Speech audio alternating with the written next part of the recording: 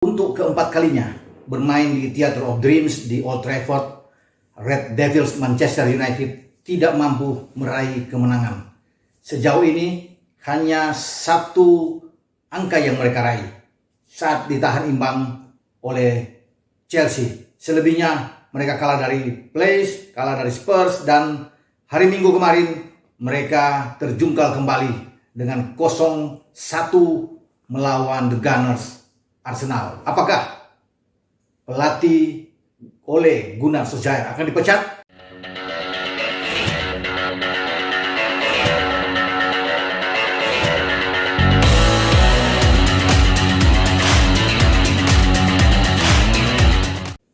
Hola, bertemu kembali dengan saya Bung Ropan.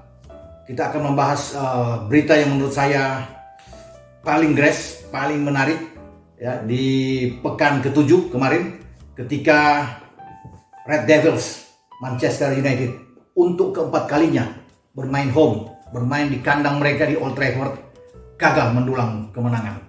Ya, kita tahu bersama bahwa sebelumnya mereka di pekan awal dikalahkan oleh Crystal Palace 1-3. Kemudian mereka juga kalah dari Spurs dengan bahkan lebih telak 1-6.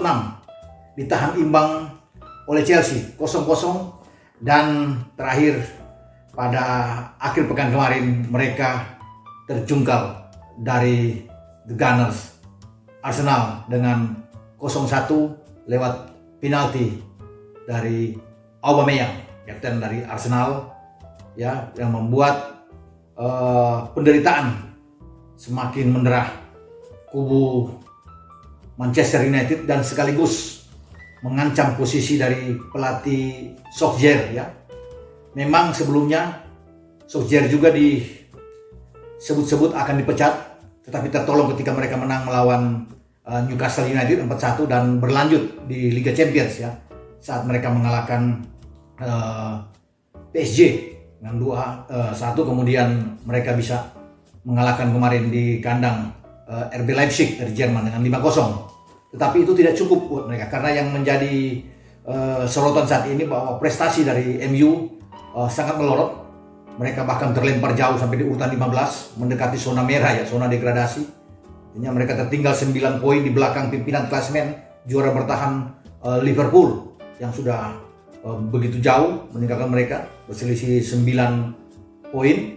Dan ini tentunya membuat tidak nyaman kursi bagi pelatih Solskjaer, apalagi mereka akhir pekan ini akan berkunjung ke Goodison Park untuk bisa menghadapi salah satu tim yang di awal melakukan start yang sangat bagus, yaitu The Toughest Everton, yang bermain di Goodison Park nantinya. Ini menjadi tantangan, saya pikir. Bukan tidak mungkin kalau MU kalah dari Everton, petinggi dari Manchester United akan mengambil langkah radikal untuk memecat Ole. Ya. Jadi saya pikir posisi dia akan ditentukan juga di Goodison Park. Ya. Jangankan MU kalah, bahkan mungkin dengan hasil imbang pun akan menjadi pertimbangan dari manajemen untuk bisa melakukan suatu penyegaran di dalam tubuh Red Devils. Ya. Mereka tidak melihat, walaupun mungkin MU bisa menang ya untuk ketiga kalinya ketika mereka ke Turki, ke Istanbul untuk menghadapi klub setempat, dan mereka bisa meraih kemenangan ketiga dan memimpin klasemen. Tapi ketika mereka mengukur prestasi di Liga Premier yang sejak 2013 ditinggalkan oleh Ferguson saat itu dan menjadi juara ya untuk ke-20 kalinya, dan sampai saat ini tidak menjadi juara walaupun sudah berganti-ganti pelatih ya, dari David Moyes, Van Gaal, kemudian datang ke Mourinho, masuk lagi, saya pikir Ryan Giggs sebagai caretaker, dan sekarang ada Ole, dan tidak melakukan perubahan. 4 hasil kandang ini memang mengulangi apa juga yang terjadi pada 1972-73 ketika Frank O'Farrell, pelatih MU saat itu, tampil sangat buruk ya, di 4 laga pertama kandang. Mereka kalah dari Ipswich 1-2 di pekan pertama, kemudian selanjutnya di pekan ketiga ditahan 1-1 oleh Leicester, kemudian di pekan keempat ditahan 0-0 oleh Arsenal, di pekan kelima juga mereka ditahan 0-0 oleh Chelsea, dan sebelumnya sampai di pekan ke-7 mereka kembali kalah dari Coventry City dengan 1-0. Jadi bahkan di musim itu 72-73 pasukan Frank O'Farrell ini mengalami 5 kali pertandingan di kandang ya tidak menang, hanya 3 kali imbang dan 2 kali kalah. Nah, Ole saat ini sudah memainkan 4 laga dengan 3 kekalahan dan 1 imbang. Artinya ini lebih parah dibandingkan dengan pasukan O'Farrell pada 72-73 saat itu. Nah, ketika itu terjadi, MU juga secara keseluruhan baru bisa menang di pekan ke-9 pada 72-73 ya, ketika mereka mengalahkan 3 gol 3-0 atas Coventry Derby County. Derby County mereka kalah, menang. Kemudian ini ada menjadi 3 poin pertama yang mereka raih. Tapi itu pun tidak menolong nasib dari O'Farrell. Akhirnya dia dipecat pada 19 Desember tahun 72. Penggantinya adalah mantan pelatih tim nasional Skotlandia saat itu, Tommy Doherty, yang datang. Dia meninggalkan jabatan sebagai pelatih dan menangani MU untuk bisa meneruskan langkah, tapi tidak tertolong sama sekali. Dan MU berada di peringkat ke-18 ya, dengan 17 kekalahan. Itu terburuk yang dialami oleh Doherty bersama dengan The Red Devils saat itu ya, di peringkat ke-18. Tapi di musim selanjutnya MU bahkan terdegradasi ya, berada di peringkat yang sulit untuk bisa dibayangkan ya. Kemarin kalau di 18 mereka ada di peringkat 19-20, jadi terdegradasi dan Doherty harus bertanggung jawab.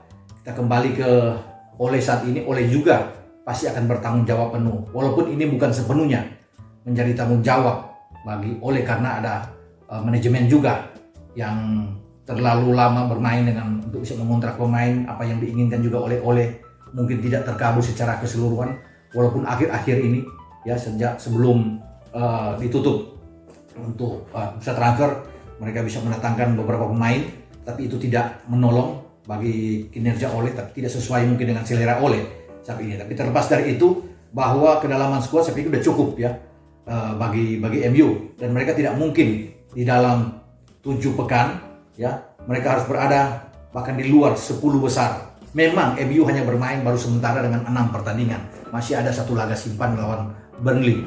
Tapi apapun yang harus katakan, ini adalah terburuk kalau saya bisa melihat penampilan dari MU.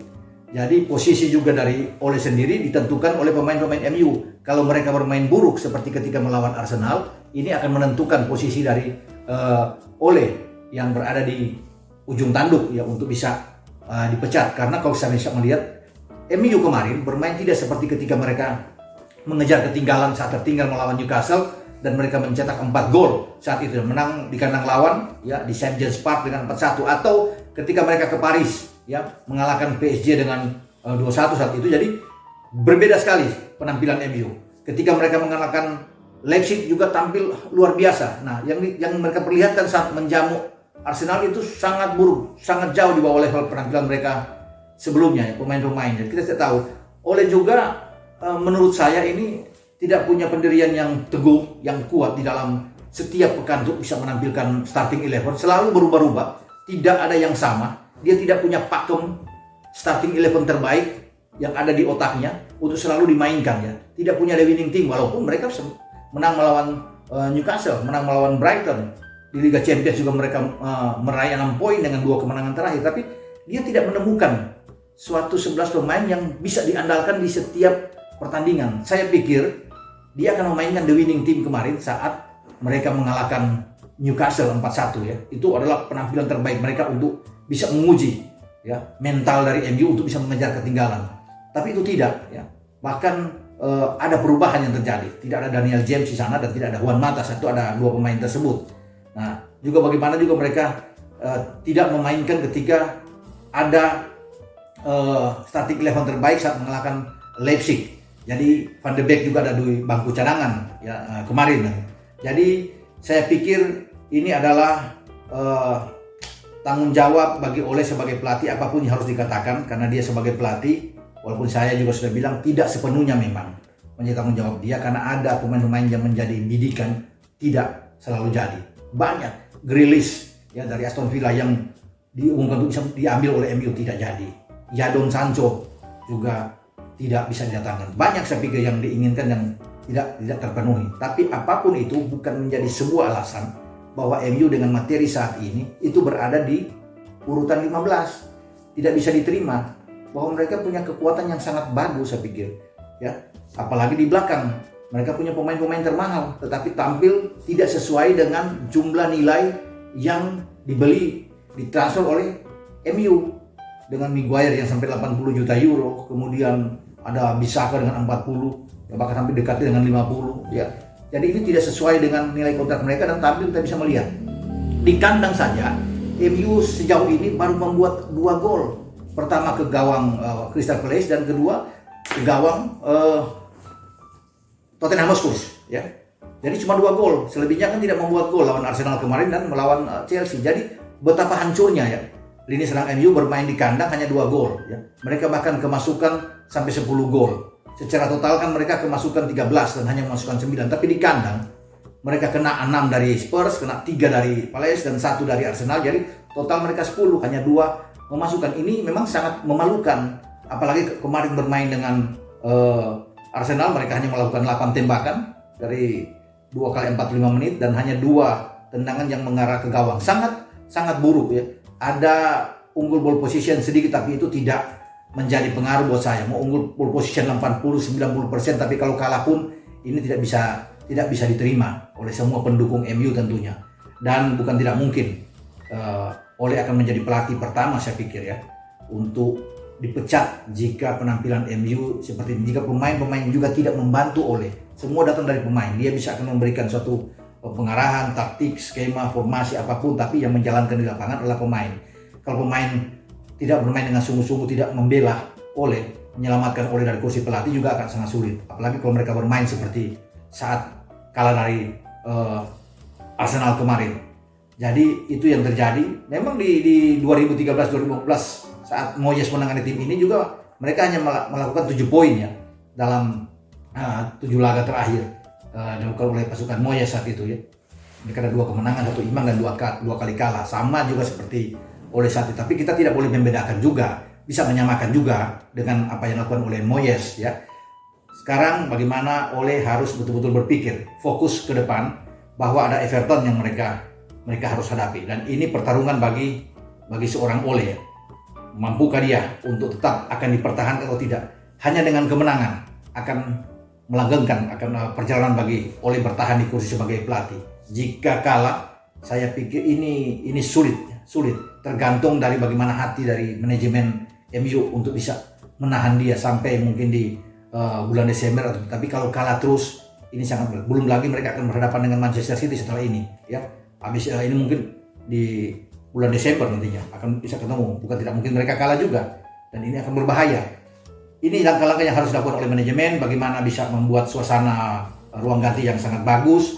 Kalau Ole bisa diganti, sudah berpikir apakah Pochettino akan datang di sini lebih cepat atau Allegri yang akan datang menangani MU. Semua tergantung dari manajemen, siapa pelatih yang paling pas. Tapi kalau pelatih yang sudah berpengalaman tentunya di Liga Premier, Mauricio Pochettino adalah satu kandidat yang sangat kuat. Harus diingat bahwa Pochettino juga disiapkan oleh Manchester City untuk bisa mengantisipasi kepergian Pep ya. Siapa lebih cepat tentunya. Kalau mereka ingin menjadi pembaruan dalam tim MU, harus cepat-cepat untuk bisa negosiat dengan Pochettino atau dengan Allegri untuk bisa menetapkan suasana yang baru di dalam tim MU secara keseluruhan. Kita nantikan prospek MU ke depan bersama dengan Ole Gunnar Solskjaer. Sampai di sini pembicaraan kita. Jangan lupa Anda harus tetap like, memberikan komentar-komentar yang positif tentunya. Kita berbagi informasi, Anda bisa mengusulkan tim mana yang Anda suka. Kita akan bahas bersama. Dan jangan lupa juga untuk subscribe channel YouTube Bung Ropan. Ciao.